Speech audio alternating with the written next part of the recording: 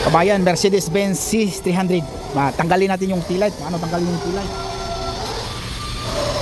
Ito kabayan, oh. So ito yung tinanggal ko. Ayan. Ito yung i-repair ko ngayon. Ayan.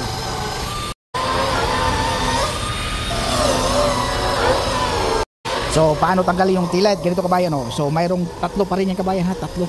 So isa, dalawa, tatlo sa loob yan, oh. Yan, oh. Nakalagay na yan, oh, di ba? So tanggalin na natin yan kasi tanggal na to. Mahirap yan. So naglagay ako ng glue para matanggal yung okay, di ba? Sama, oh. Di ba?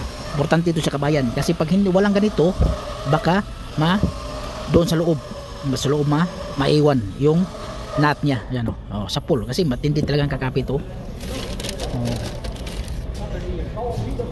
So dalawa yan, tatlo, isa, dalawa, tatlo. Hindi mo kasama to, kasama yan, oh. Yan tanggal na, oh. Ganun lang kasimple. So tanggal na yan, tapos i-repair na natin to.